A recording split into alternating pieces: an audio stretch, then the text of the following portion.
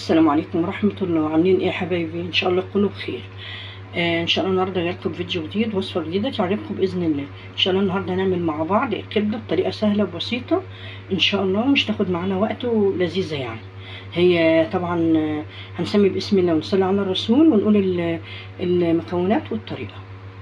بسم الله والصلاة والسلام على رسول الله. اهم حاجة نسمي باسم الله عشان ربنا يبارك في الحاجة. بسم الله الرحمن الرحيم. انا معايا هنا كبده، دي كبده فراخ مقطعاها صغيره عصافيري كده، زي الكبده الاسكندراني العصافيري، انا مقطعاها كده. معايا توم، معايا فلفل اهو حامي، ومعايا فلفل رومي. معايا طاسه على البوتاجاز اهي فيها سمنه وزيت.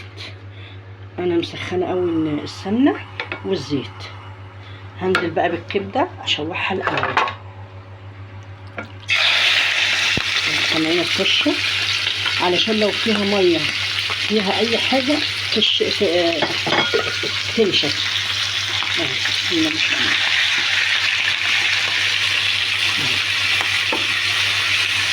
بسم الله ما شاء الله.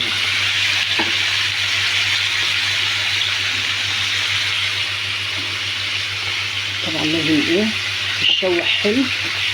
وبعد كده هنزل بقى ايه بالثومه ما شاء الله. هنزل بقى بالثومه. معايا ثوم اهو انا كنت فرماه. الثوم المفروم ده تحفه يا جماعه، بيوفر معاكي وقت ومجهود، وطبعا عليكي من الوقت والمجهود. كمان بيبقى غالي قوي بعد ما بتفرمي وبتشيليه، يا دوب مفيش شهر وتلاقي اقل من شهر وتلاقي الثوم كله غلي. يعني اول ما كده السنه دي كان ب 24، بعد كده نزل بقى ب 21، بعد كده بقى طلع بقى ب 60، بقى ب 65 جنيه. شوف بقى غالي ازاي. وطبعا على بال ما تجيبيه وتنشفيه هيفضى منك يفرغ دي يعني يفضى، عشان في ناس برضه ما بتعرفش حكايه تفرغ دي. الفارغ اللي هو الحاجه الفاضيه، طبعا كلنا عارفين كده، بس في طبعا ناس مش عارفه وفي ناس عارفه. احنا برضه بنحب نعرف.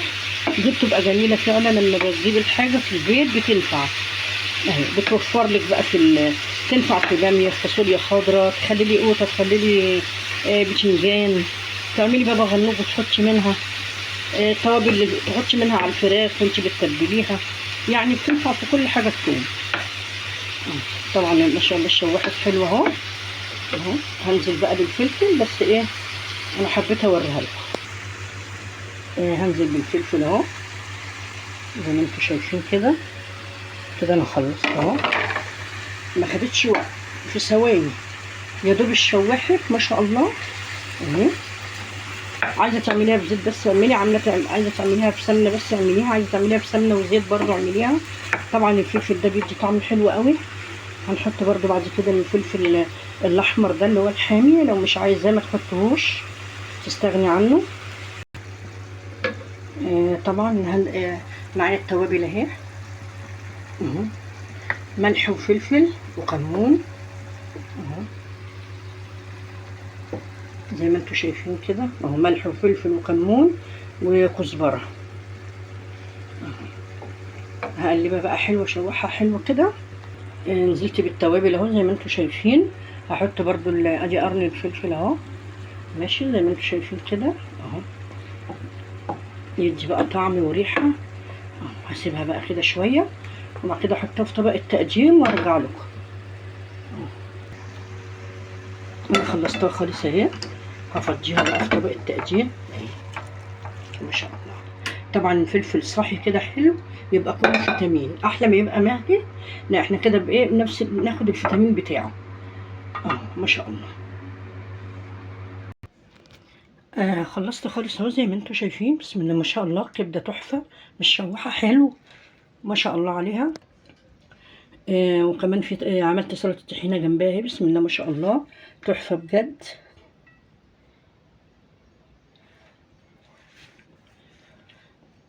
ما شاء الله، بجد جميله يا جماعه، واكله خفيفه وسريعه.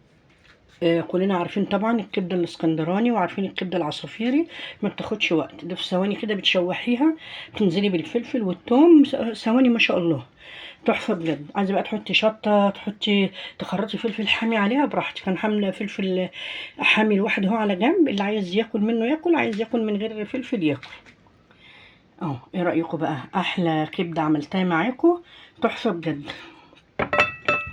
كبده جميله جدا ورائعه ما شاء الله، ما خدتش وقت معانا.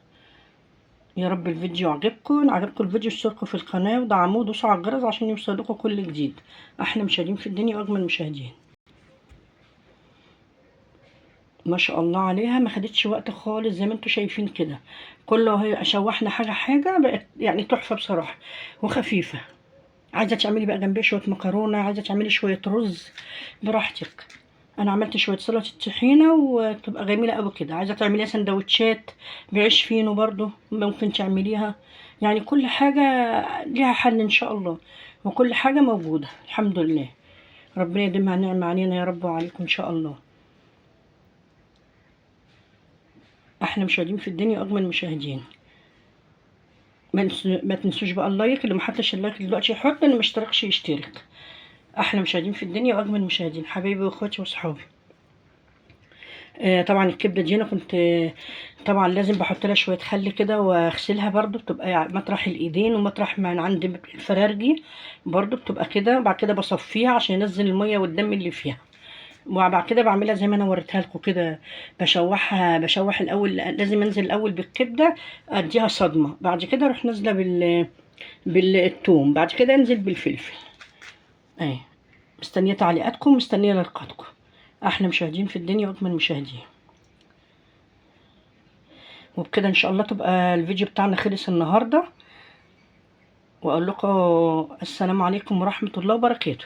باي باي.